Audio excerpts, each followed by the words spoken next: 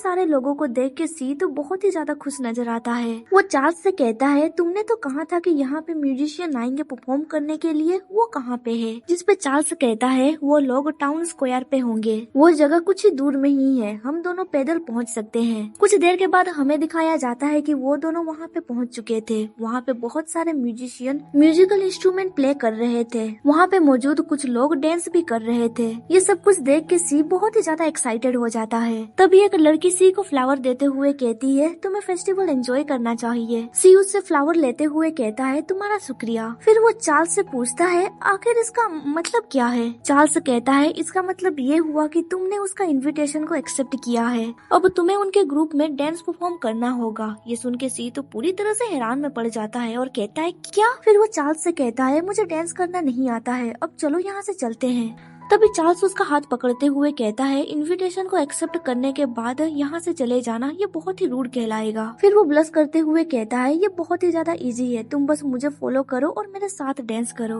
Dance करने के दौरान सी सोच रहा होता है, मैं उसके हाथों की गर्माहट को महसूस कर सकता हूँ, जिसकी वजह से अभी वो थोड़ा ब्लश भी कर रहा होता है। जब म्यूजिक खत्म हो जाता है तभी चार्ल्स उससे वो फ्लावर ले लेता है और एक पर्सन को देते हुए कहता है, एंजॉय द फेस्टिवल। जब वो पीछे पलटता है वो सी को देखता है। वो उससे पूछता है, तुम अभी तक यहाँ से नहीं गए, क्या तुम फिर से डांस करना चाहते हो? सी परेशान होकर कहता है, आखिर ये किस तरह का वियर्ड रूल है? फिर वो आगे कहता है, मैं तो यहाँ पे सिर्फ परफॉर्मेंस सुनने के लिए आया था। जिस पे चार्ल्स कहता है, अगर तुम्हें कोई कुछ भी देता है तो तुम्हें जल्दी से एक्सेप्ट नहीं करना चाहिए। ये सुन के सी कुछ देर के लिए स्पीचलेस हो जाता है। कुछ सेकंड के बाद वो कहता है, एनीवे, मैं तुम्हें थैंक यू कहना चाहता हूँ, इस समय मैं बहुत ही ज्यादा खुश हूँ। चार्ल्स उससे पूछता है, क्या तुमने डांस एंजॉय किया? सी कहता है, सिर्फ डांस नहीं, मैंने इस पूरे एटमॉस्फेयर को बहुत ही ज्यादा एंजॉय किया। चार्ल्स कहता है, तो फिर तुम्हें पैलेस के अंदर में भी जाना चाहिए, मैं गारंटी के साथ कहता हूँ कि वहाँ पे भी तुम्हें अच्छा लगेगा। सी कहता है, मैं इस तरह के लाइवलीनेस के बारे में बातचीत नहीं कर रहा हूँ। उसकी बातें सुनने के बाद चार्ल्स को भी रियलाइज होने लगता है, हाँ यहाँ पे कुछ तो अलग है। फिर वो वहाँ पे मौजूद म्यूजिशियन को देखते हुए सोचने लगता है, मैंने सिर्फ उनके बारे में बातचीत सुनी थी, मैंने खुद से कभी भी ये सब कुछ एक्सपीरियंस नहीं किया था।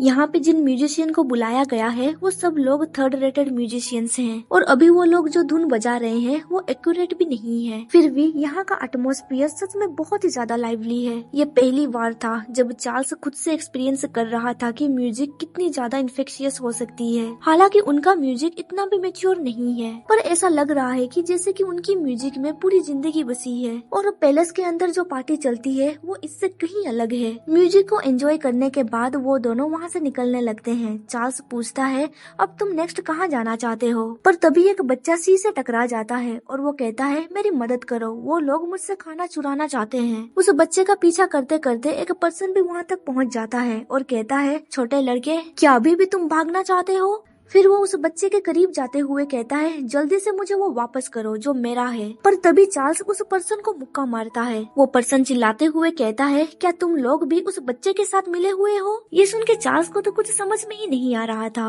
तभी मौका देख के सी उस पर्सन को पीछे से वार करता है। वो पर्सन कहता है, आखिर तुम दोनों को हुआ क्या है? सी कहता है, तुम सेमलेसली हम लोगों के ऊपर इस तरह से चिल्ला कैसे सकते हो, जबकि तुम उस बच्चे से खाना चुराने की कोशिश कर रहे थे। वो पर्सन कहता है, कौन किससे चोरी कर रहा है? उस छोटे लड़के ने मुझसे ब्रेड चुराई है। ये सुन के चार्ल्स और सी दोनों ही हैरान में पड़ जाते हैं। सी जब पीछे पलटता है वो देखता है कि वो बच्चा वहाँ से गायब हो चुका था। ये देख के वो दोनों हैरान में पड़ गए थे। कुछ देर के बाद हमें दिखाया जाता है कि वो दोनों उस पर्सन से माफी मांग रहे थे। वहाँ से निकलने के बाद चार्ल्स कहता है, ये तो अच्छा था कि मेरे पास कुछ पैसे थे, नहीं तो वो हमें जाने नहीं देता। पर सी कोई जवाब नहीं देता है, इसीलिए चार्ल्स उसे पूछता है, तुम्हें क्या हुआ? सी कहता है, वो बच्चा कितना प्यारा था, पर मुझे नहीं लगा था कि वो हमसे झूठ कहेगा। चार्ल्स उसे समझाते हुए कहता है, डीमंस किसी भी रूप में आ सकते हैं। वैसे देखा जाए तो न्यूज़पेपर में एक बात बिल्कुल सही थी, जो लोग दिखने में इनोसेंट रहते हैं वही लोग झूठ कहते हैं और चोरी भी करते हैं। ये सुन के सी कोई भी जवाब नहीं दे पाता है।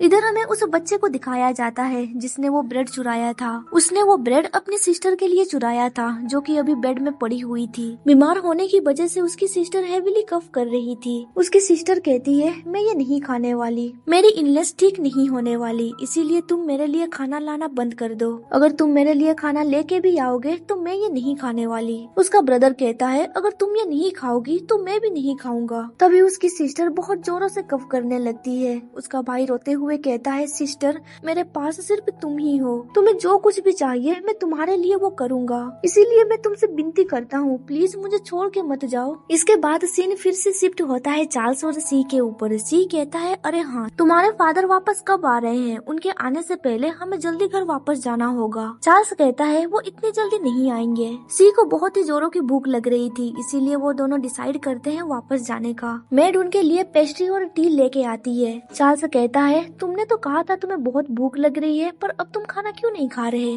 जिसपे सी उसे कहता है क्या हम दोनों अलग जगह पे जाके खा सकते हैं? कुछ देर के बाद हमें दिखाया जाता है कि वो दोनों एक बड़े से विंडो के सामने बैठ के पेस्ट्री खा रहे थे। चार्ल्स कहता है वैसे देखा जाए तो तुमने बहुत अच्छी तरह से फाइट की थी, मुझे तो लगा था तुम जीत नहीं पाओगे। सी कहता है क्या तुम मुझे इतना कमजोर समझते हो? मैं फाइटिंग से बहुत यूज्ड हो चुका हूँ, तुम भला मुझे शक भरी नजरों से देख क्यों रहे हो? चार्ल्स कहता है तुम पास्ट में फाइट क्यों करते थे? ये सुन के सी अपनी कहानी सुनाने लगता है। वो कहता है बचपन से ही मुझे कभी भी समय नहीं मिलता था दूसरों के साथ हैंग आउट करने का, क्योंकि मैं हमेशा पियानो रूम में पियानो प्रैक्टिस करता था। मेरे फादर बहुत ही ज्यादा स्ट्रिक्ट थे। यंग एज में ही लोग मुझे जीनियस कहा करते थे, पर मैं सिर्फ पपेट के सिवाय और कुछ भी नहीं था। स्कूल के दौरान वो स्कूल ट्रिप पे पार्टिसिपेट नहीं करता था, क्योंकि वो हर समय पियानो प्रैक्टिस करता रहता था। उस समय उसे लगता था कि ये सब कुछ नॉर्मल है। पर जूनियर हाई स्कूल में उसने कुछ दोस्त बनाए, उन लोगों के साथ मिलके उसने बहुत मस्ती की। वो स्कूल भी बंक किया करता था और फाइट भी करता था। उन लोगों से घुलने मिलने के बाद उसे रियलाइज होने लगा कि उसे घर पे डोमेस्टिक एनिमल की तरह रखा गया है, इसीलिए उसने अपने दोस्तों को ज्वाइन किया। उसे लगने लगा कि अगर वो घर से बाहर निकल जाता है तो फिर वो अपने आप को पा सकता है। पर जल्द ही उसे रियलाइज हो जाता है कि उसने जो कुछ भी किया वो सब कुछ मीनिंगलेस था। उसका फादर कहता है क्या तुम्हें लगता है कि ये सब कुछ करके तुम अपनी काबिलियत दिखा सकोगे? अब से तुम किसी भी चीज के बारे में मत सोचना, तुम सिर्फ पियानो प्रैक्टिस पे ध्यान दो। उस दिन के बाद से वो सिर्फ अपने फादर की बात सुनने लगा। सी कहता है पर फॉर्चुनेट की बात ये है कि मैं जब भी पियानो प्ले करता हूँ मुझे बहुत मजा आता है। उसकी स्टोरी सुनने के बाद चार्ल्स कहता है आई गेस हम दोनों सिमिलर ही हैं, पर तुम मुझसे बेटर हालात में हो। मुझे ये भी पता नहीं है क्या मैं म्यूजिक को सच में लाइक करता हूँ या फिर फादर के डिजायर को फुलफिल करने के लिए मैं ये सब कुछ कर रहा हूँ। सी कहता है ये तो एक आसान सा क्वेश्चन है, अगर म्यूजिक प्ले करने के दौरान तुम्हें खुशी महसूस हो रहा है तो फिर तुम म्यूजिक को पसंद करते हो। ये सुन के चार्ल्स पूछता है जब तुम पियानो बजाते हो क्या तुम्हें खुशी महसूस होती है? सी कहता है ऑफ कोर्स, जब मैं पियानो बजाता हूँ मुझे बहुत ही ज्यादा खुशी महसूस होती है। चार्ल्स कहता है जब मैं पहले म्यूजिक बजाया करता था तब मैं ये नहीं कह सकता हूँ कि मैं सच में खुश था। फिर वो सोचने लगता है अगर सच कहूँ तो रिसेंटली मुझे म्यूजिक बजा के बहुत ही ज्यादा खुशी महसूस होती है। फिर वो सी की ओर देखते हुए सोचने लगता है ये सब कुछ तब से शुरू हुआ है जब से मैं उससे मिला हूँ। फिर वो अचानक से उसके सर को पेट करता है और सोचने लगता है अगर हम इस तरह से दोनों साथ में चलते रहेंगे तो शायद एक दिन मैं समझ पाऊंगा आखिर मैं सच में क्या चाहता हूँ।